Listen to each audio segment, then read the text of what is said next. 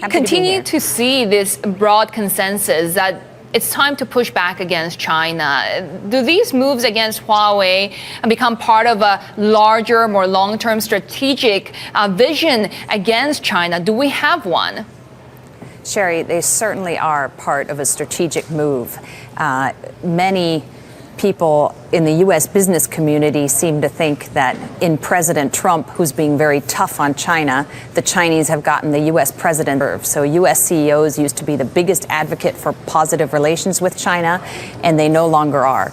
You know, in addition to the Huawei case, which the allegations there stem back to, I think, 2009 to 2014. So these are activities regarding breaking sanctions with Iran that go way back. There's the Micron case that the Department of Justice has recently brought. And of course, there are the trade negotiations that are going on right now. One round just ended and another round is about to start next week when Liu He comes to Washington. So how do these latest moves complicate what happens on the trade front? Because we are facing that March 1st deadline when the U.S. could potentially really impose more tariffs on Chinese goods. I think they complicate them a little bit, but this is all part of what the U.S. is negotiating for. I was really welcome the fact that all issues are on the table. So the agenda includes forced transfer of intellectual property, forced joint ventures, cyber theft of American trade secrets, subsidies to state-owned enterprises, as well as, of course, the trade balance, which is what President Trump has been so focused on, but which is the one thing that trade negotiations can't really resolve. So I think all those issues are up for negotiation. Will we reach an agreement by March 1st?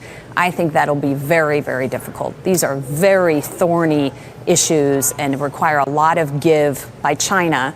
And I think so far you've seen a willingness on the Chinese side to discuss them, but no compromise yet that anyone has told us about.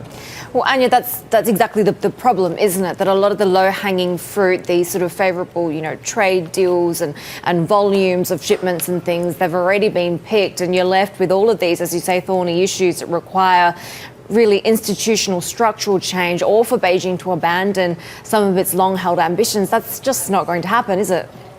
That's right. Well, some of those things, I think, actually help the reformers in China who are arguing for more opening up. For example, if you got an agreement that would have China curb some of the subsidies to state-owned entities, very, very hard for China to give on that, but actually that would help the Chinese economy. Lots of people in the innovative part of the Chinese economy, the tech companies, are saying we're innovative enough that we want our own intellectual property protection. So it actually helps China to give on some of these things. But whether those reformist voices in China will win is unclear. Well, that's exactly what my next question was going to be. Do the reformers still have a voice in China, given that Beijing is grappling with ways to try and stem an economic slowdown? And in a lot of ways, it might be returning to the old playbook of growth. Yeah, it's anyone's guess. I've heard from some well-placed folks within China that President Xi Jinping, just like U.S. President Donald Trump, really takes his own counsel and doesn't necessarily listen to advisors, no matter how well-meaning. And I think all of those factors make it harder to reach agreement, especially by March 1st.